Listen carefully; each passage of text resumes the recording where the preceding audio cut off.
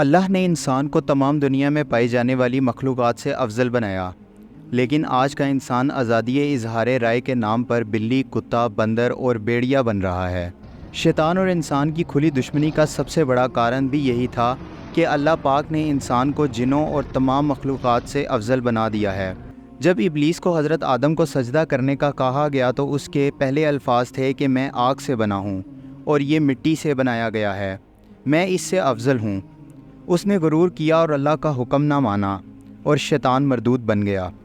ابتدا سے لے کر آج تک ہر دور میں شیطان نے انسان کو اس طرح سے بہکایا ہے کہ وہ اللہ کے دیے گئے اعلیٰ اور عظیم رتبے سے گر کر کبھی تھیوری آف ایولیوشن کے نام پر بندر بنا دیا گیا اور کبھی فریڈم آف سپیچ کے نام پر کتا بن گیا۔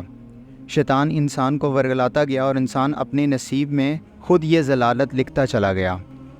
چارلز ڈارون کی تھیوری آف ایولیوشن جو ہمیں آج زور و شور سے پڑھائی جاتی ہے، جو کہ سرے سے ہی انسانیت کے خلاف ہے، اس کے مطابق انسان بندر کا ارتقائی روپ ہے، یعنی بندر کی نسل وقت کے ساتھ ساتھ چینج ہو کر انسان بن گئی۔ لیکن اس سے یہ سوال بھی پیدا ہوتا ہے کہ اگر سچ میں ایسا ہی ہے تو آج کا بندر آہستہ آہستہ انسان کا روپ کیوں نہ لے سکا؟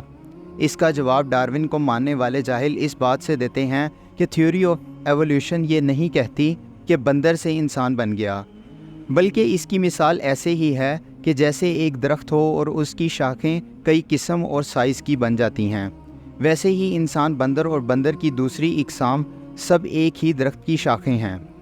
لیکن یہاں پر ایک بات غور طلب ہے کہ اگر اس مثال کو سچ بھی مان لیا جائے تو کیا آج ایک درخت میں سے کئی قسم کے پھل نکالے جا سکتے ہیں؟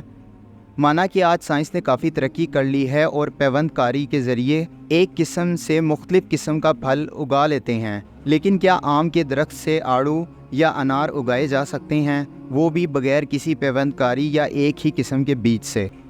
نہیں، ایسا ممکن نہیں ہے، اور یہ بات بھی خلاف قدرت ہے۔ ڈارون ایک ایتھیسٹ انسان تھا، جس کا مطلب ہے کہ وہ کسی مذہب پر یقین نہیں رکھتا تھا۔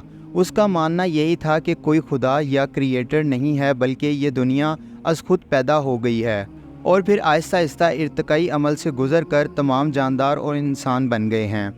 ان کے وجود کا کوئی مقصد نہیں ہے، یہ بس اپنی زندگی گزار کر فنا ہو جائیں گے، مرنے کے بعد کی زندگی کا کوئی تصور نہیں ہے۔ یہی شیطان کا سب سے بڑا مقصد تھا، جسے آج انسان خود ہی پورا کرتے نظر آ رہے ہیں۔ اللہ نے انسان کو سب سے اعلیٰ درجے سے نوازا اور انسان خود بندر بن گیا۔ اس تھیوری کو غلط ثابت کرنے کے لیے آج کے دور میں کئی ہزار مثالیں دی جا سکتی ہیں، مثلاً کہ اگر کئی ہزار سالوں کے بدلاؤ سے بندر تو انسان بن گیا، لیکن انسانی تاریخ بھی کئی ہزار سالوں پر مشتمل ہے، تو پھر انسان خود سے ہی کوئی اور مخلوق کیوں نہ بن گیا؟ لیکن ایک اچھی بات یہ ہے کہ یہ بس ایک تھیوری ہے، کوئی لا یا قانون نہیں ہے، کیونکہ سائنس کے قانون کے مطابق ایک تھیوری تب ہی قانون بن سکتی ہے جب اس پر تجربات یا مشاہدات کیے جا سکیں، لیکن اس تھیوری کو ثابت نہیں کیا جا سکتا یا اس پر تجربات یا مشاہدات نہیں کیے جا سکتے، تو لہٰذا یہ تھیوری بس ایک تھیوری ہی رہے گی۔ دوسری طرف یہ بات بھی حقیقت ہے کہ اگر تھیوری آف ایولیوشن کو انسان کے جسمانی خد و خال پر اپلائی کیا جائے تو یہ بات مانی جا سکتی ہے کہ وقت کے ساتھ ساتھ اس کی شیپ، رنگ اور انداز میں واضح تبدیلی ہوئی ہے۔ مثلاً حضرت آدم علیہ السلام کا قد 90 فٹ تھا، جو وقت کے ساتھ ساتھ کم ہوتا ہوا آج کے انسانی قد تک پہنچ چکا ہے۔ اسی طرح آنکھوں اور جلد کا رنگ اور انداز بھی زمانوں اور وقت کے ساتھ ساتھ بدلتے گئے ہیں۔ اسلام اور قرآن کی روح سے تھیوری آف ایولیوشن کی کوئی حیثیت نہیں ہے، کیونکہ اللہ تعالیٰ قرآن میں ارشاد فرماتے ہیں کہ میں نے آدم علیہ السلام کو مٹی سے پیدا کیا اور جنت میں رکھا، اور ہمارے ایمان کا حصہ ہے کہ ہم سب آدم کی اولاد اور تخلیقی اعتبار سے انسان ہی بنائے گئے ہیں، نہ کہ بندر۔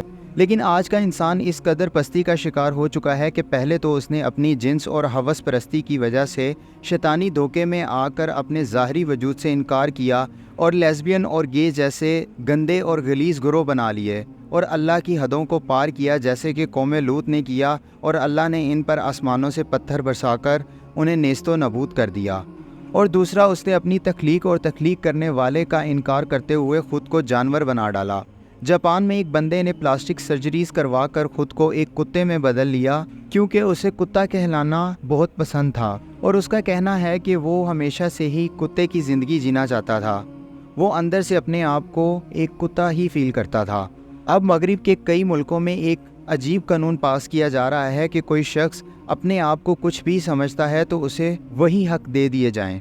مثلاً اگر کوئی اپنے آپ کو کتا اور بھیڑیا کہتا ہے تو اسے ویسے ہی ٹریٹ کیا جائے اور اسے اس جانور کے تمام حقوق دے دیے جائیں۔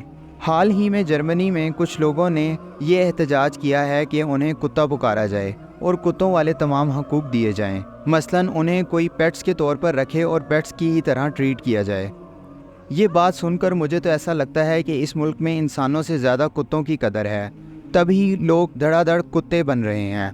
نہایت افسوس کی بات یہ ہے کہ انسان تو نہ بن سکا لیکن جانور بن گیا۔ آخر میں میری اللہ تعالیٰ سے دعا ہے کہ اللہ پاک ہمیں اس دنیا کے تمام فتنوں سے محفوظ فرمائے اور ہمارا خاتمہ بالایمان فرمائے، آمین۔